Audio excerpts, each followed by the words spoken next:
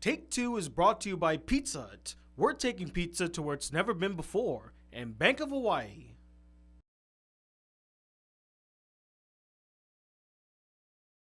You know what's more unlikely than a film about a schlubby journalist hooking up with the US Secretary of State? Seeing a Seth Rogen comedy that doesn't resort to using sex and drug jokes. That's the true long shot.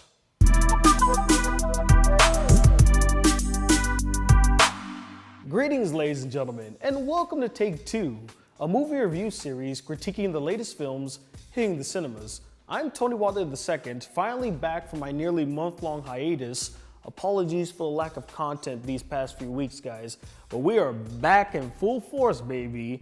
And while you all predictably, clichély, and in my opinion, rightfully, watch Avengers Endgame for the 15,000th time, I'm gonna be reviewing something even more predictable and cliche than that. A romantic comedy. A Seth Rogen romantic comedy nonetheless, called Long Shot.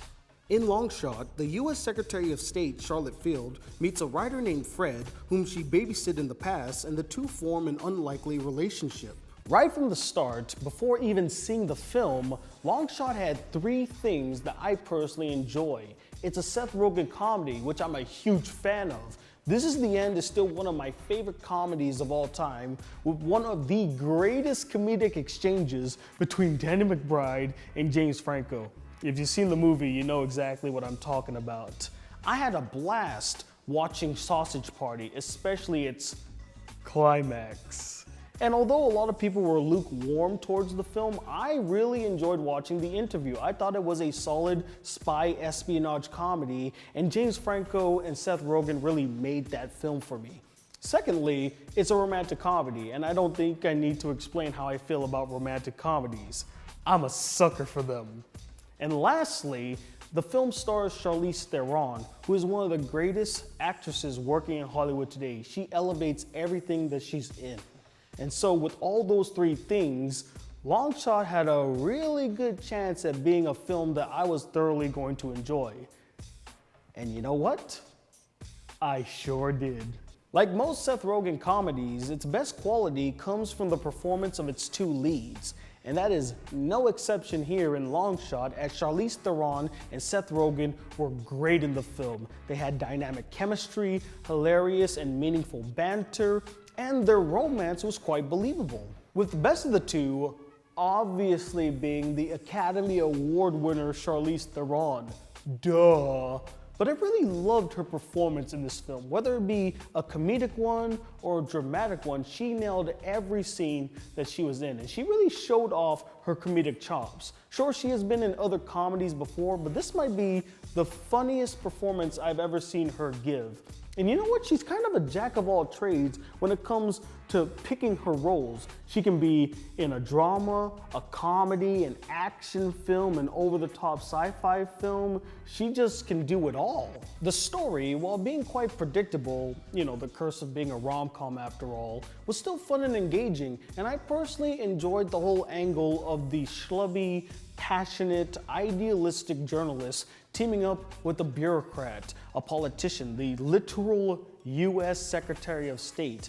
And whenever they would clash, it would make a whole lot of sense. You have someone that's really strong about their ideals and sticking it to the man and not working for the establishment, who is now working with the establishment. So of course their relationship wouldn't work at first, but you see them slowly come together and they warm up to each other and they end up together.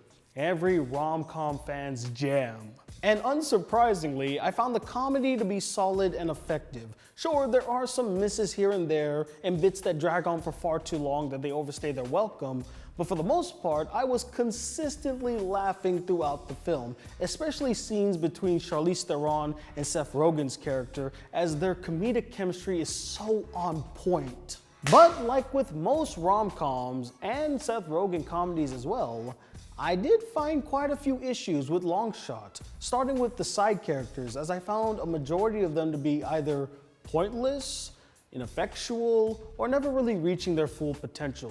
The ones I found that were pointless and ineffectual was Seth Rogen's best friend, played by O'Shea Jackson Jr., aka Ice Cube's son.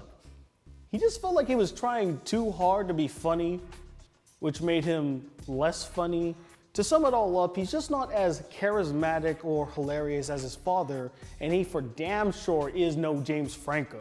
As for characters I felt had loads of potential but never quite reached it, we have Charlotte Field's aides, particularly her female aide. I thought they were going to do so much with the character, but they ended up dropping the ball with her, especially when it came to her relationship with Seth Rogen's character, Fred. I thought she was going to start off hating him at first, but then slowly warms up to him and ends up liking and rooting for him.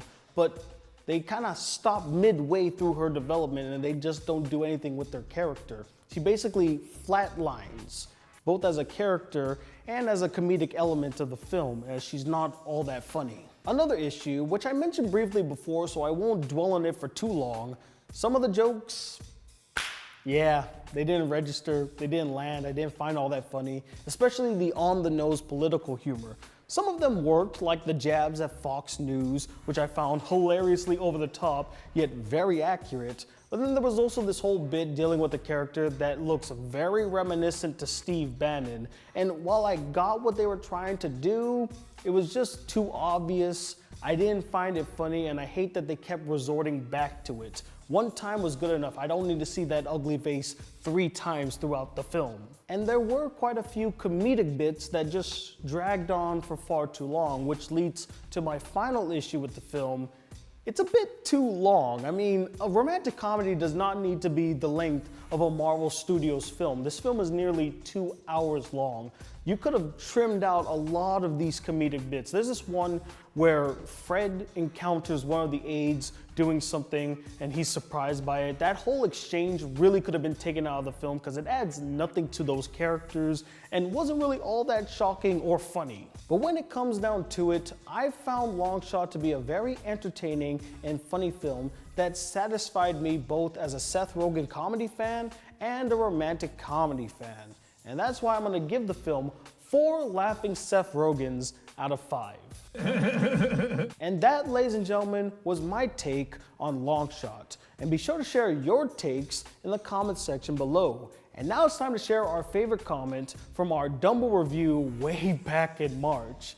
This one comes from subscriber Miles Trombley, who writes, "I heard it bombed. That should teach Disney a lesson. Hopefully, Miles. Hopefully." And if you would like your comment to be featured in next week's video, be sure to share your opinions of not only this review, but also Longshot. And that'll do it for us here on Take 2. I'm Tony Whatley II, and cut!